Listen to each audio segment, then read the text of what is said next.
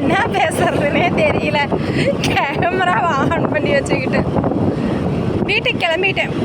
இன்றைக்கி கோவில்லையே தங்கிட்டு நாளைக்கு கும்பாபிஷேகம் முடிச்சுட்டு வீட்டுக்கு வரலான்னு நினச்சி தான் நான் காலையில் முளைப்பாரி எடுத்துகிட்டு போனேன் கோவிலுக்கு. அப்புறம் அங்கே போயிட்டு தீர்த்த கூட முளைப்பாரியெல்லாம் கொண்டுட்டு போய் வச்சுட்டு அப்புறம் சாப்பிட்டுட்டு சரி ஆற்றுக்கு போகலான்ட்டு போனோமா, வீடியோ எடுக்காமல் நான் விட்டுட்டேன். பஸ் ஸ்டாப் பண்ணுறதே நாம் ஒரு கையில் எப்படி கேமராவை பிடிச்சிட்டு ஒரு கையில் வண்டி மூவ் பண்ணிவிட்டு பஸ்ஸில் இருக்கிறவங்களாம் என்னையவே பார்க்குறாங்க பைத்தியக்காரச்சின்னு. இந்த பிள்ளை என்ன ஃபோனை பிடிச்சிட்டு தனியாக பேசிட்டு வாங்கிட்டு இருக்குதுன்னு. அதனால் அந்த ஆட்டை வந்து நான் சொன்னேன் இல்லைங்களா, ஆறை வந்து நான் உங்களுக்கு வீடியோ எடுக்கல. வீடியோ எடுத்திருந்தா அப்பா ஒரே மீன் கவுச்சி அந்த தண்ணியெல்லாம் ஒரே பாசம் பிடிச்ச மாதிரி அது ஒரு அந்த இதே பிடிக்கல. அதனால் நான் வீட்டுக்கு கிளம்பிட்டேன். எப்படி காலையில் குளிக்கிறது? காலையில் அந்த தண்ணியில் குளிச்சுட்டு நான் போன மாதம் அதாவது தை 1ஆம் தேதி எங்கள் அம்மா கொண்டு போய் ஒரு சாக்கடையில் குளிக்க வச்சிருச்சுன்னு சொன்னேன்ல, அந்த மாதிரி இருக்குது தண்ணி. அதனால் நான் பயந்துட்டு வீட்டுக்கு வந்துட்டேன். நம்ம வீட்டுக்கும் கோயிலுக்கும் ஒரு 40 கிலோமீட்டர் வரும். போக 40 கிலோமீட்டர், வர 40 கிலோமீட்டர். காலையில் போய் தீர்த்தம் முளைப்பாரி எடுத்துட்டு திரும்ப இப்போ நம்ம வீட்டுக்கு ரிட்டர்ன் கிட்ட வந்துட்டேன். அப்புறம் சாவி தம்பி எடுத்துகிட்டு போயிருந்தானா, அப்புறம் தம்பி கடைக்கு போனேன். தம்பி ஒர்க் பண்ணிகிட்டு இருந்தாங்க. ஐஸ்கிரீம் கொடுத்தாங்க. ஐஸ்கிரீம் சாப்பிட்டேன். ஃபுல்லாக சூப்பராக இருந்தது. அந்த டயர்டு ஒரு மாதிரி சோக்கட்டையாக ஒரு மாதிரி இருந்தது. ஐஸ்கிரீம் சாப்பிட்டோன்னே சூப்பராக இருக்குது, ஃப்ரெஷ்ஷாக இருக்குது. மைண்ட் ரிலாக்ஸ் ஆன மாதிரி இருக்குது. போய் வீட்டில் போய் படுத்து ஒரு 1 மணி நேரம் 2 மணி நேரம் தூங்கி எழுந்திரிச்சிட்டு அப்புறம் சாயந்தரமாக சீக்கிரமாக தூங்கிட்டு விடிகால ஒரு 3-4 மணிக்கு எந்திரிச்சு நானும் பையனும் நேற்று எடுத்தோம்ல நம்ம புது பைக்கில் கோயிலுக்கு போகலாம், புது பைக்கில் கோயிலுக்கு போகலாம் அப்படிங்கிறேன். அவன் என்னங்கிறான், நீ சுடி போட்டாதாம்மா என் கூட பைக்கில் வர முடியும், சேரீ கட்டிட்டேலாம் இதில் உட்காரவே முடியாதுமா அப்படிங்கிறான். ஆனால் நாங்கள் சேரீ தான் எடுத்து வச்சுருக்கோம். நம்ம 3-4 பேர் ஒரே மாதிரியே சேரீ எடுத்து வச்சுருக்குறோம். அவன் சேரீயெல்லாம் கட்டிட்டு உட்காரவே முடியாதுமா, நீ சுடி போட்டு வாமாங்கிறான். என்ன பண்ணுறதுனே தெரியல. காலையில் எப்படியாவது அட்ஜஸ்ட் பண்ணி மொல்லமாக போடாங்கணும். முடியலனா புது பைக்கை வீட்லேயே நிறுத்திக்கிட்டு நம்ம இந்தியா பாப்பாவை எடுத்துகிட்டு நம்ம கிளம்ப வேண்டியது தான் கோவிலுக்கு.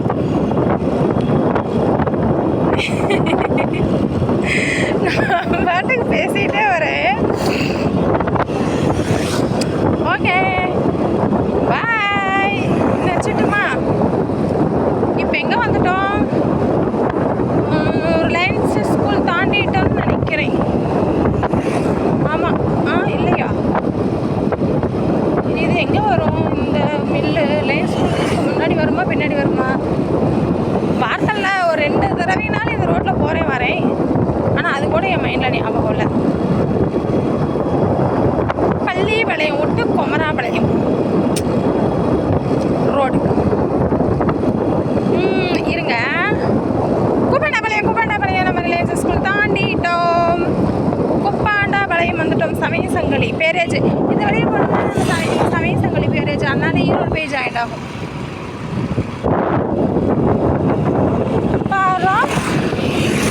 எல்லிக்காரக்காவை இன்னைக்கு காணோம். தைப்பூசத்தை முன்னிட்டு அந்த அக்கா கோயிலுக்கு போயிட்டாங்க போல இருக்கு. இதான் குப்பாண்டாபாளையம் நகராட்சி பள்ளி. குமராபாளையம் குப்பாண்டாபாளையம் நகராட்சி பள்ளி. இதுதான்.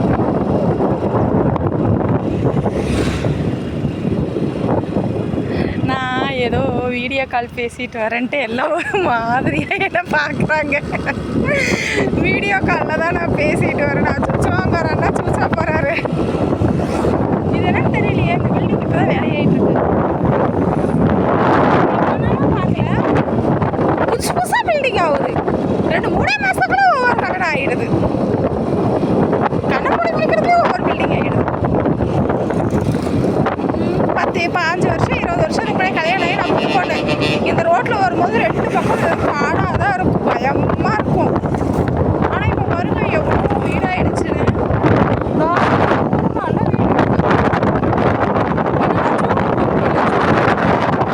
ஏன்னா ஒரு கையில் டிரைவிங் பண்ணிட்டு இருக்கேன். ஐயோ திக்குவாங்களா, இது யாராவது போலீஸ் பார்த்தா?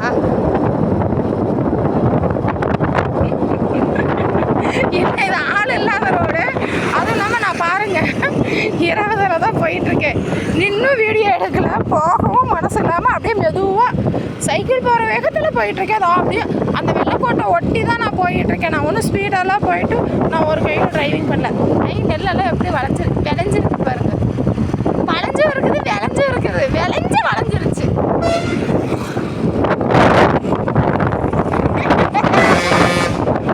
அட போடாதே.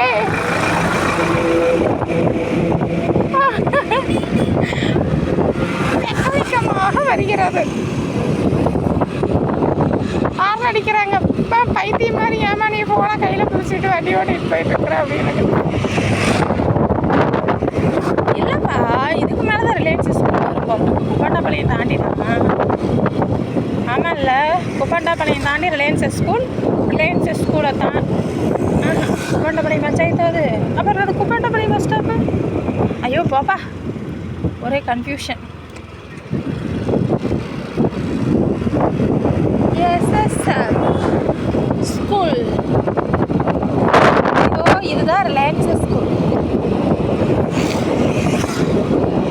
இங்கே தான் முகிய படிக்க வைக்கலான்னு ப்ரீகேஜி எல்கேஜி சேர்த்து இங்கேயே 12th வரைக்கும் முகிய படிக்க வைக்கலான்னு இருந்தோம்.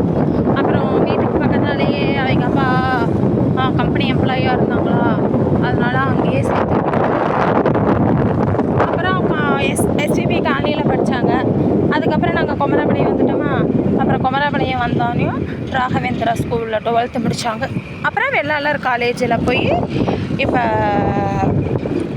முடிக்க போகிறாங்க. இன்னொரு 4 மாதம் இருக்குது, 4 வருஷம். ஒரு 3-4 மாதத்தில் தம்பியோட படிப்பு முடியுது. திரும்ப படிக்கிறேன்னு ஆசைப்பட்றாங்க. பார்க்கலாம், ஒரு ஐடியா பண்ணலாம். ஃபஸ்ட்டு இதை படித்து முடிச்சுட்டு வெளியே வரட்டும்.